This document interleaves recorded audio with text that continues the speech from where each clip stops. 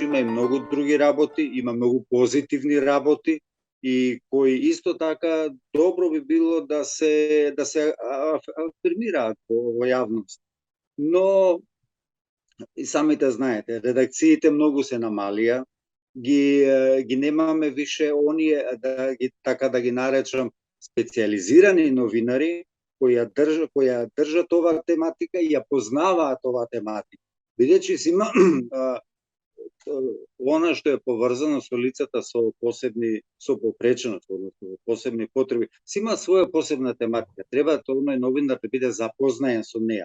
Не може некој кој не знае што е аутизам, не знае што е церебрална парализа или не знае што е некоја друга категорија, сега да пишува за тоа одма од денеска да му даде уредникот задача и да ја исполни таа. Институтот Мајнард во Оукланд, Калифорнија, Институтот за новинарско образование, кој што ги учи новинарите дека треба да работат и да известуваат низ призма на една рамка која што се нарекува анализа на пукнатините.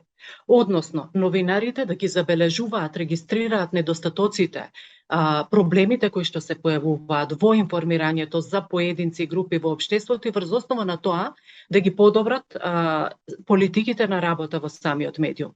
Значи, медиумот има една повисока улога, општествена улога, и значење во тоа да се утврди каква е сликата која што се создава за одредени групи поединци во општеството и како понатаму да ја подобри таа слика или понекогаш тоа подразбира и целосни коренити промени во начинот на кој што се информира во самите редакции. Еден од начините, како што кажавте, да се зборува во позитивен контекст. Меѓутоа, јас она што би сакала да го нагласам, а е во согласност со концептот на инклузивното новинарство, е секогаш да се најде во секојдневното информирање, во секојдневните теми да се најде простор и за овие лица.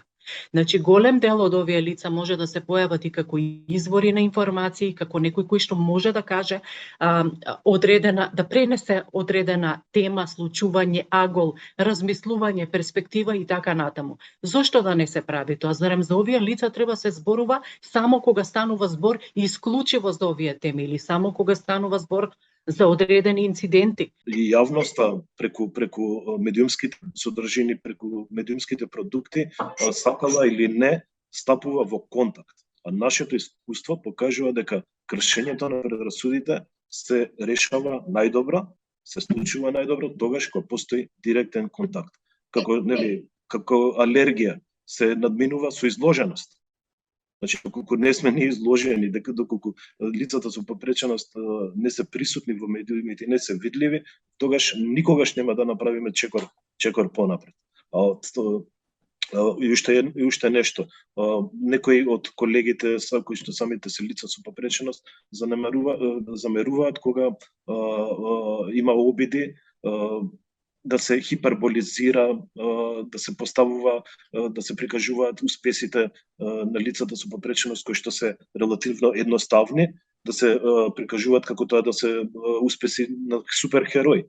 Тоа навистина смета на лицата со попреченост. Значи, тоа што би сакале исто така да го видиме во иднина, мислам дека веќе беше спомнето, меѓутоа мора да се потенцира, темите кои што ги допираат лицата се важни, ги засегаат лицата со попреченост, би сакале да ги видиме секторски онаму каде што припаѓаат. Например, ме потекне Зоранова што го каже, успех на спортист со попреченост треба да биде главна вест во спортска рубрика. Не треба да биде во социјала. Нели? Каде што по дефолт не ставаат во тој кош.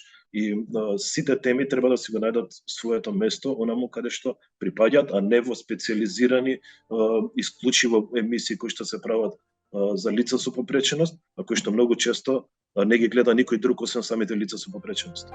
Mendoni në mënyrë kritike, krijo të gjithë historinë. Ditët e arsimimit mediatik 2022, nga 25 tetor deri më 1 nëntor.